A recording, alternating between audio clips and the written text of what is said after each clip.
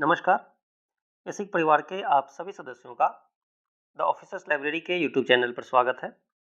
आज हम देखेंगे रेगुलेशन में मैटरनिटी बेनिफिट से रिलेटेड क्या प्रावधान किए गए हैं। हम इसे काफ़ी शॉर्ट में देखेंगे, जो कि आपके एग्जाम पॉइंट ऑफ व्यू से काफ़ी इम्पोर्टेंट होने वाला है एवं सामान्य जानकारी के लिए भी आवश्यक है। तो स्टार्ट करते हैं। पहला है रेगुलेशन 87। रेगुलेशन 87 कहता है नोटिस ऑफ प्रेगनेंसी। अब प्रेगनेंसी का नोटिस देना, वो कौन देगा? तो सबसे पहले IW जो इंश्योर्ड वुमेन होते हैं, वो अपने प्रेगनेंसी का नोटिस देंगे हमारे ऑफिस को, ताकि उसे मैटरनिटी बेनिफिट मिल सके। तो मैटरनिटी से रिलेटेड प्रावधान में पहला है 87। रेगुलेशन 87 कहता है कि यदि वो पहले प्रेग्नेंट है तो उसे नोटिस देना होता है। तो कौन देगा? IW। किसे देगा? ESIC के ब्रांच ऑफिस को। The notice must be accompanied by a certificate of pregnancy, यानी प्रेगनेंसी का एक सर्टिफिकेट देना होगा। एल्सो इन फॉर्म 17 में which should be issued not more than 7 days before the notice date, यानी 7 दिन से पहले का नोटिस नहीं होने चाहिए। यहाँ से आपके लिए इंपॉर्टेंट है एक तो फॉर्म और एक 7 days का टाइम पीरियड। नेक्स्ट है regulation 88। Claim for maternity benefit commencing before confinement. Before confinement यानी कन्फाइनमेंट से पहले क्या है? And IW must submit. IW को सबमिट करना होगा। क्या क्या करना होगा? Submit certificate of expected confinement, जो हमारे यहाँ डॉक्टर के द्वारा दिए जाते हैं कि एक्सपेक्टेड डेट ऑफ कन्फाइनमेंट उस पर मेंशन होता है फॉर्म 18 में। इसका आपके लिए इंपॉर्टेंट है यहाँ form number. Issued not earlier than 50 days before, यानी 50 दिन से पहले से इशू किया हुआ नहीं होना चाहिए।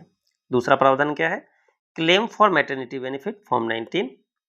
यहाँ कन्फाइनमेंट का एक्सपेक्टेड डेट होता है इसमें। दूसरा इसमें मैटरनिटी का क्लेम होगा और क्लेम फॉर्म 19 होता है। Indicating the last date of working for remuneration, उसे यह बताना होगा कि उसने लास्ट किस दिन तक काम किया है रिम्यूनरेशन के लिए, यानी सैलरी के लिए किस दिन तक काम किया है, ताकि उसके अगले दिन से उसे मैटरनिटी बेनिफिट का पेमेंट किया जा सके।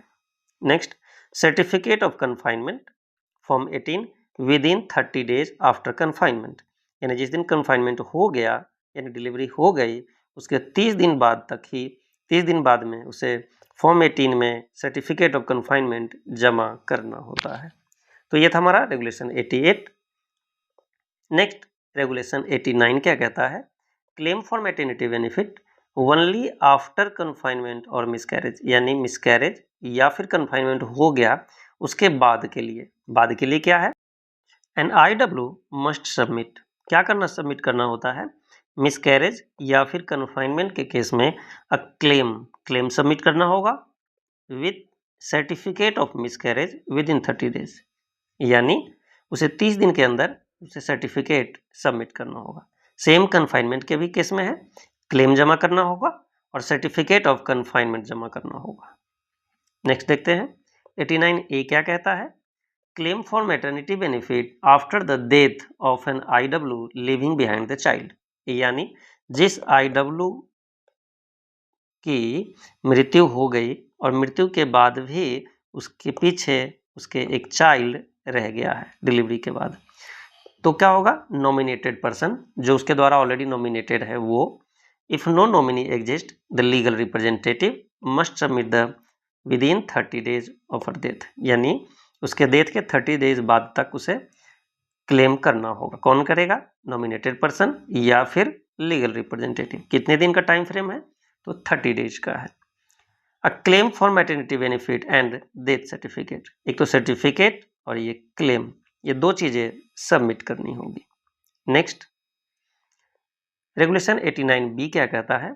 Claim for maternity benefit in case of sickness arising out of pregnancy या कन्फाइनमेंट या फिर pre mature birth of child और मिसकैरेज। किसी भी कंडीशन में, यानी डिलीवरी से रिलेटेड किसी भी कंडीशन के लिए मैटरनिटी खत्म होने के बाद, मैटरनिटी का जो लिव पीरियड होता है खत्म होने के बाद यदि सिकनेस हुई है, इसलिए अराइजिंग आउट ऑफ यानी उसी कारण से, यानी प्रेगनेंसी की वजह से, कन्फाइनमेंट की वजह से, प्री मैच्योर बर्थ की वजह से या मिसकैरेज, तब क्या होगा ऐसे केस में? An IW must submit the following. क्या क्या सबमिट करने होंगे? Claim for benefit in form 9, form 9 में उसे बेनिफिट क्लेम करने होंगे based on the circumstances. Medical certificate in form 7 और 8, यानी फॉर्म 7 और 8 में क्या करना होगा, मेडिकल सर्टिफिकेट भी देने होंगे।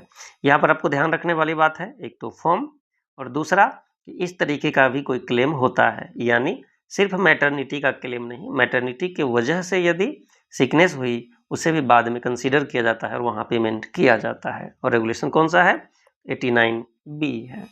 नेक्स्ट देखते हैं, रेगुलेशन 90 क्या कहता है, other evidence in लिeu of a certificate. यदि किसी IW के पास कोई सर्टिफिकेट अवेलेबल ना हो तो उस टाइम अदर एविडेंसेज, दूसरे तरीके के कोई सर्टिफिकेट, कहीं और भी डिलीवरी हुआ है उसका सर्टिफिकेट यदि है तो अदर एविडेंस को भी कंसीडर किया जाएगा। कॉरपोरेशन में एक्सेप्ट अल्टरनेटिव एविडेंस, इसको AE बोला जाता है, alternative evidence, instead of medical certificate if justified by the circumstances. यानी किसी के पास यदि कोई सर्टिफिकेट नहीं हो तो उसे अल्टरनेटिव एविडेंस प्रस्तुत करने के बाद पेमेंट किया जा सकता है, मैटरनिटी बेनिफिट का लाभ मिल सकता है। नेक्स्ट, रेगुलेशन 91 क्या कहता है, notice for work for remuneration, यानी रेम्यूनरेशन के लिए यदि कोई वर्क करती है इस दौरान तो उसे नोटिस देना आवश्यक होगा। It require an IW receiving maternity benefit, यानी जो IW मैटरनिटी बेनिफिट ले रही हो, to notify in form 19 if she works for remuneration during the benefit period, यानी जिस टाइम उसे बेनिफिट मिल रहा हो, यानी ड्यूरिंग द 26 वीक, यदि उस बीच में यदि किसी रेम्यूनरेशन के लिए यदि वो काम करती हैं तो उन्हें इन्फॉर्म करना होगा, नोटिस देना होगा। नेक्स्ट, 92 क्या कहता है, date of payment of maternity benefit, यानी मैटरनिटी बेनिफिट का पेमेंट का डेट क्या होगा, किस दिन से पेएबल होगा।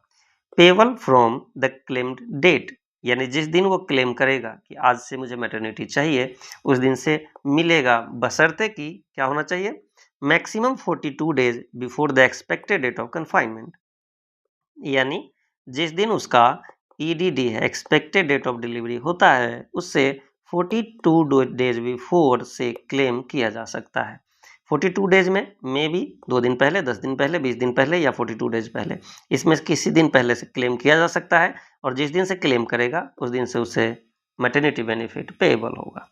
दूसरा, if she does not work for remuneration, यदि इस पीरियड में वह रेम्यूनरेशन के लिए काम नहीं करती हो तब जाकर के वहां से उसी दिन से उसे मैटरनिटी का पेमेंट किया जाएगा। नेक्स्ट, रेगुलेशन 93 क्या है, डिसक्वालिफिकेशन फॉर मैटरनिटी बेनिफिट, वो क्या कंडीशन होंगे जब मैटरनिटी बेनिफिट के लिए डिसक्वालीफाई कर जाएंगे, क्या होगा, if IW fails to attend medical examination और submit a certificate without valid reason, यानी बिना किसी वैलिड रीजन के यदि कोई IW मेडिकल एग्जामिनेशन को अटेंड नहीं करती हैं और वो सर्टिफिकेट सबमिट नहीं करती है, इस केस में उसे मैटरनिटी बेनिफिट का पेमेंट नहीं किया जाएगा। बट उनके लिए एक क्या दिया गया है provision, she may refuse examination by anyone other than a female doctor और मिडवाइफ, यदि उसे इस मेडिकल एग्जामिनेशन के लिए बुलाया जाता है तब वह रिफ्यूज कर सकती है कि मैं इस मेडिकल एग्जामिनेशन के लिए नहीं जाऊंगी। क्यों, क्योंकि वहाँ एक फीमेल डॉक्टर नहीं है या कोई मिडवाइफ नहीं है, इन दोनों के अनुपस्थिति की वजह से वह उसे रिफ्यूज कर सकती है। नेक्स्ट देखते हैं, रेगुलेशन 94 क्या कहता है, अथॉरिटी विच में इशू सर्टिफिकेट, अब वो कौन से अथॉरिटी होंगे जो कि सर्टिफिकेट इशू करेंगे, तो इसका डिटेल हमने चर्चा किया था डिसेबलमेंट बेनिफिट में। डिसेबलमेंट बेनिफिट के चैप्टर में हमने देखा था कि कौन कौन से अथॉरिटी है जो कि सर्टिफिकेट इशू करेंगे, जैसे हमने देखा था IMO, इस तरह से इसकी चर्चा हम वहाँ किए हैं। लास्ट है इसका रेगुलेशन 95, ऑब्लिगेशन ऑफ IMO यानी इंश्योरेंस मेडिकल ऑफिसर, उनका ऑब्लिगेशन क्या है, दायित्व क्या है, the IMO must examine an IW, उसे एग्जामिन करना हो चाहिए, and issue required certificate, certificate भी इशू करने चाहिए, वो भी फ्री ऑफ चार्ज करने चाहिए इफ जस्टिफाइड, यदि सही है, even if she receiving treatment elsewhere, यह काफ़ी इंपॉर्टेंट है, यदि वो ट्रीटमेंट कहीं और ले रहे हो, कहीं बाहर ट्रीटमेंट करवा रहे हो, ESIC हॉस्पिटल में नहीं भी करवा रहे हो, कहीं बाहर उनका ट्रीटमेंट चल रहा हो, किसी और हॉस्पिटल में, फिर भी इस पेपर के बेस पर हमारे आईएमओ उन्हें सर्टिफिकेट देंगे ताकि उससे मैटरनिटी क्लेम किया जा सके। तो ये था हमारा इस चैप्टर का लास्ट रेगुलेशन। आज ओवरऑल देखते हैं हमने आज क्या देखा। ओवरऑल हमने देखा रेगुलेशन 87 से स्टार्ट किया था, जो कि नोटिस था किस चीज़ का, तो नोटिस फॉर प्रेगनेंसी, नोटिस देना होता है। नेक्स्ट हमने क्या देखा था, 88 में देखा था कि क्लेम। फिर हमने 89 में देखा था कि मिसकैरेज के बाद का क्लेम, इसमें बिफोर था, इसमें आफ्टर था। फिर हमने 89 में क्या देखा था कि यदि किसी आईडब्ल्यू का डेथ हो जाता है और बच्चे रह जाते हैं और आईडब्ल्यू की डेथ हो जाती है, इस केस में क्लेम कौन करेगा, तो उनके द्वारा नॉमिनेटेड पर्सन या फिर लीगल रिप्रेजेंटेटिव के द्वारा क्लेम किया जाएगा। वो भी कब किया जाएगा, तो विद इन 30 डेज किया जाएगा। इस तरीके से हमारा ये था 89।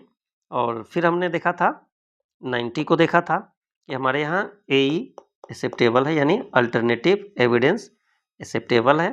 फिर हमने देखा 91 जो कि मैटरनिटी बेनिफिट के पीरियड में यदि कोई रिम्यूनरेशन के लिए काम करता है, इस केस में उसे ऑफिस को नोटिस देना पड़ेगा।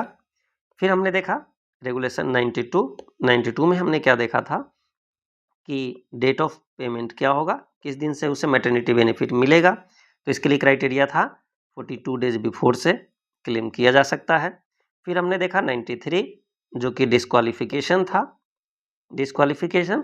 फिर हमने देखा 94 में था कि ऑथोरिटी विच में इशू सर्टिफिकेट, यानी जो ऑथोरिटी है और सर्टिफिकेट इशू कर सकते हैं लाइक IMO वगैरह। और फाइनली लास्ट हमने देखा था 95 IMO की ऑब्लिगेशंस, IMO की जिम्मेदारियां। तो ये ओवरऑल हमने देखा आज के मैटरनिटी पार्ट में। ये काफ़ी छोटा था, इंटरेस्टिंग था, यहाँ से क्वेश्चन पूछे जाते हैं। तो फॉर्म्स और टाइमलाइन, थोड़े थोड़े इन्फॉर्मेशन से मिलते हैं फिर आपसे अगले वीडियो में। Thank you.